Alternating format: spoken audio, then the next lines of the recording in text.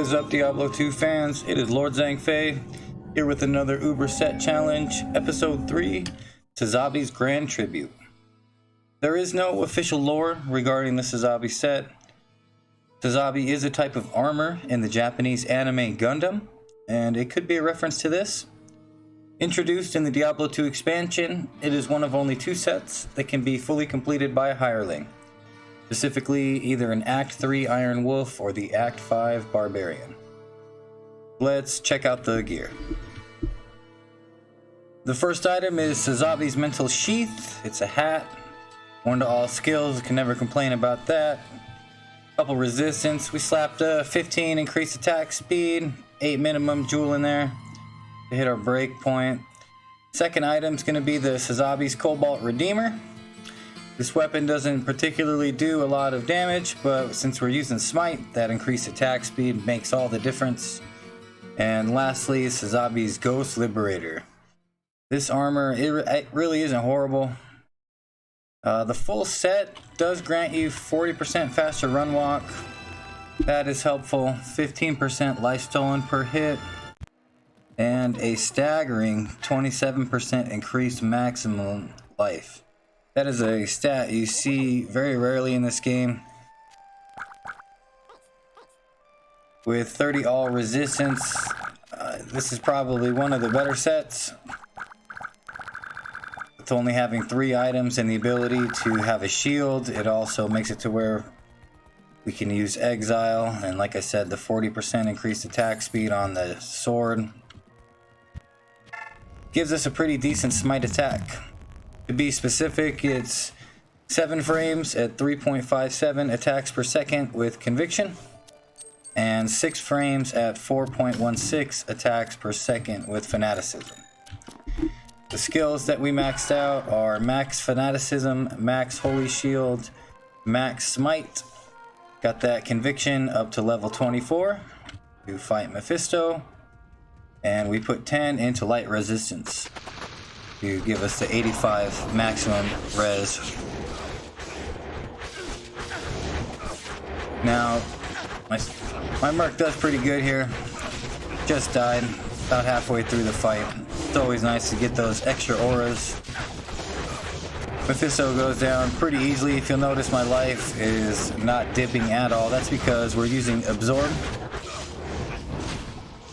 For this fight, we have Thunder Gods on and a Rising Sun, so we're absorbing both the fire and the lightning on that. Afternoon. Makes for a real easy kill. Some of the other gear that we used: Gore Riders, Ravenfrost, Verdungo, Vulcathel's Ring, Drax, and we got Peacombs with some resistance and some FHR SCs. Our total faster hit recovery was 113. So we're definitely hitting that 86 breakpoint or whatever it is. With 35% open wounds and 30% crushing blow. He actually kills pretty quick for those low of stats. And it all really comes down to the weapon attack speed, and the Cryptic Sword with the 40% increased attack speed just makes a crippling attack. Like I said, this was probably one of the easier sets, no doubt. If you'll notice, when I make the room, it leaves a number, and that's per set, so this was run 1. Very easy. Diablo goes down super easy. Gotta love that Rising Sun. We did 2.3 to 2.4k smite damage. We got 30k defense, 1.4 life with no battle order, and 2.1 life with battle order. With this build, we did do a pretty hefty strength build. If you'll notice right there, 335 strength just to get that damage up. Go ahead and go over the gear real quick. Sazabi definitely has a place in the game. Obviously not end game gear, but if you're doing like a single player walkthrough, I could definitely see this being useful. Well, I appreciate you guys checking it out. See what kind of torch we get here.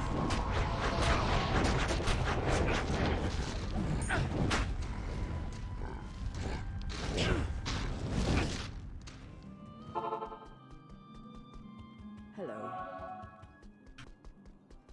For the Merc, we got the Phoenix, the Tooth Row for that open wounds, and of course my favorite, the Steel Shade.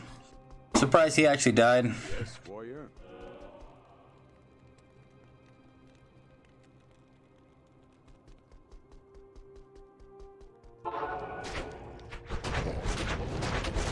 $1911 barb torch. That's not too bad. Well, I'll check you guys out. Episode 4 is coming up. We're gonna go ahead and tackle nauseas. Y'all have a good one.